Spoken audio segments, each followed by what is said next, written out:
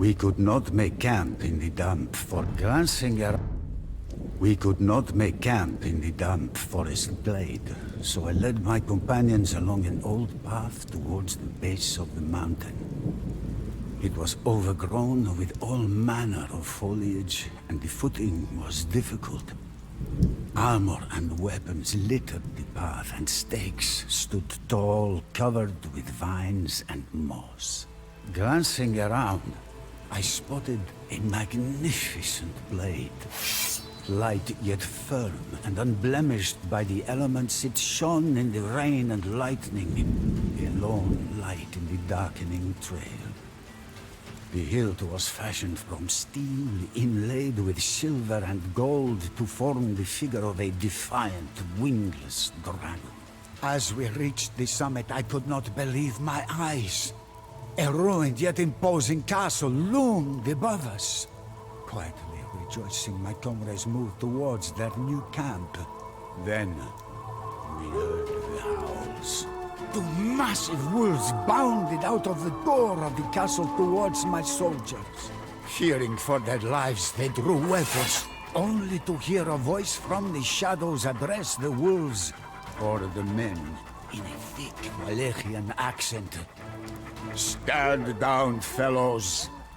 Throwing large slabs of meat to the ravenous wolves, he calmed them and satiated their hunger. Then he turned to us. "Welcome to Polyanari Castle, the ancient stronghold of the Draculesti." The mysterious man raised his hands in a gesture of welcome. "It is well that your path has led you here. Come inside, sit by the fire and feast, while I tell you the tale of Vlad Dracula." I stepped forth, holding out the mysterious sword and scabbard for our host to inspect. "The Order of the Dragon," he said at once. "What you have just brought me is the lost blade of Vlad Dracula himself." I was shocked and immediately demanded an explanation. Our host's eyes flashed, and there was a strained look on his face. Finally, the rush of memories seemed to slow and become more controlled. "That is a long story. But then again, we have a long time until dawn." Dracula sought refuge at the Moldavian court. There, he learned that Vladislav II had begun to mediate peace talks between the Ottomans and Hungarians, securing his position as voivode of Wallachia. Furious, Dracula swore vengeance on Ottomans, Wallachian boyars, and Danish clansmen alike. Dracula knew that he needed to enlist the aid of the Hungarians against Vladislav II, whose policies favored the Ottomans. He also remembered his education under the crusading Order of the Dragon, and wanted to honor his vows. The Order was a powerful ally, and their Crusader knights would serve Dracula well against his enemies. As he paced the streets of the Moldavian capital, Dracula mused over his plan to reclaim his kingdom. As the mysterious old man paused, I rose up to take another slab of venison. The old man stared into the fire, watching the flames dance as if they were soldiers involved in a raging battle. His eyes flashed again as a thought entered his mind, and he grasped the majestic old sword. Meanwhile, Sultan Mehmet II had ascended to the Ottoman throne. Dracula loathed Mehmet from their time in Edirne, and he knew that the Turks would be a thorn in his side for years to come. In 1453, they had conquered Constantinople, but they were presently occupied with campaigns in Greece and Serbia. Bogdan II, Dracula's cousin and the new voivode of Moldavia, had heard of his kinsman's plight and offered his help. If Dracula could cross the Carpathian Mountains into Transylvania and ally with Hungary, then they could launch a three-pronged assault on Vladislav II and the Turks. The elderly man gave a thin smile. Tenacity of mind can compensate for other disadvantages.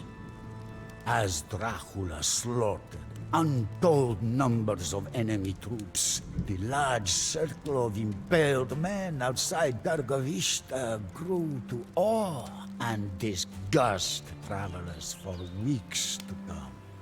Dracula owned Wallachia once more, but it was not the land his forebears ruled. Barren from endless wars, it was rife with corruption, crime, and poverty. Aghast, I asked my host how Dracula managed to reform a ruined shell of a country so quickly. Grinning, the light flashed across the old man's eye again. Dracula despised dishonesty and crime and sought to eliminate it.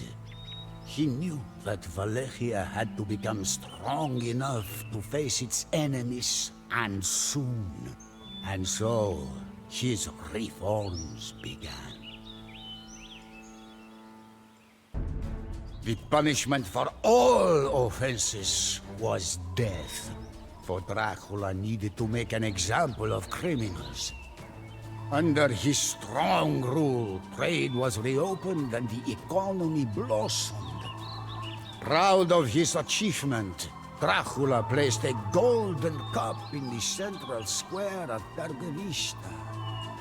The cup was never once touched throughout his reign.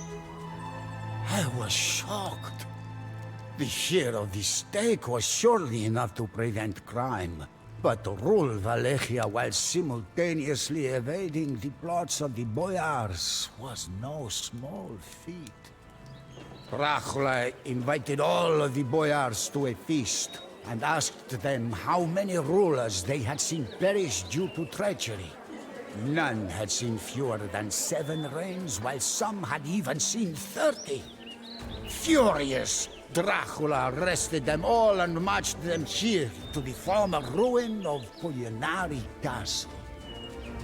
For months they labored to rebuild the castle, toiling even after their clothes fell off. Those who survived were slain. Finally, Dracula had eradicated the fickle, conniving boyars. He replaced them with loyal followers, be they knights or common peasants. Strong again, the dragon was ready to breathe a flame that would engulf his enemies, the Turks. This wise man, whomever he was certainly no commoner. I wondered aloud if perhaps he had fought in the wars of which he spoke.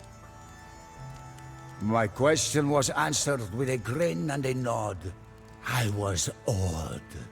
To encounter a soldier who had survived those years of turmoil and bloody warfare was rare.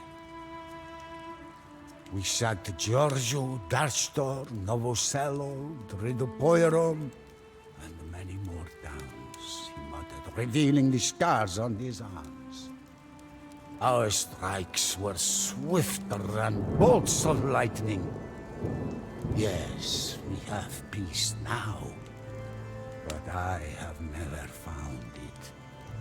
Not a single day goes by when I do not think about it. Dracula never breathed a word of it, but many began to think that his time at the Ottoman court had stoked his hatred for his southern neighbor.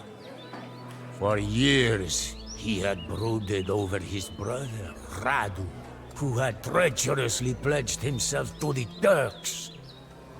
Dracula also had his vows to the Order of the Dragon to consider. The Pope and the Hungarian regent both desired war with the Turks. In the year 1462, Sultan Mehmed II renewed his efforts and sent a force of 18,000 into Wallachia. Thinking that Dracula would be unable to mobilize his army quickly enough, the Sultan sought to take Wallachia by storm with this small force. He was, of course, sadly mistaken. I had heard whispers of the Danube butchering, but never a first-hand account. Dracula's enduring ability to overcome the most fearsome force of his time mesmerized me. Dracula had a thirst for blood unlike any other, but he was fair. His sense of justice wrought a change in all of us. Dracula taught us to use our strengths to our advantage. Terror, speed, and surprise became weapons more potent than our blades. Unfortunately, this was where my lord and I were separated. The Turks entered the castle courtyard at Poyanari with murder on their minds and ransacked the fortress that we had fought so hard to defend. Taking refuge in a secret tunnel, I watched Dracula's boat float downstream. The stone bastions of Poyanari never caught flame, so I was spared. As if God was with us, an avalanche struck the departing Turkish army and blocked the route to the castle. Although this evidence of divine retribution stirred our host, I figured it was caused by the enemy camp. I was not eased by the change in the mood of our host. The calls of wolves and the bats filled the air as we feasted. It seemed that the old man was lost in ruminations of times long gone by. Finally, the ancient warrior resumed his tale. It was a long 12 years. I was alone, waiting here for signs of Dracula's return. But all I ever saw were Turkish marauders ravaging the countryside of this once beautiful land and tormenting the people. One thing kept me from despair. The last words I had heard from my lord, that he would return in the end. I repeated these words to myself every day and promised myself that he would succeed. It was a fool's hope, but it was the best that I had. So I endured. Dracula had preserved enough food and water in the castle to last an entire army several years. I had begun to think that he would never return. But rumor among the locals told me differently. When I overheard the same as I spied on Turkish patrols, I became more confident. I shuddered at the sight of the land that he would return to. One day, I awoke to the thundering of hooves and the frenzied war cries of soldiers pouring down from the Carpathians.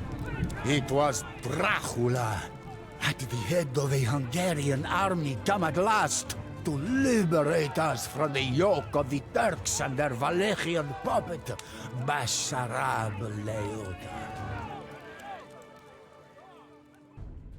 Dracula achieved victory at last, and the invaders fled before him. Rallying his men, he charged the enemy ranks with an unspeakable vengeance that emboldened his army.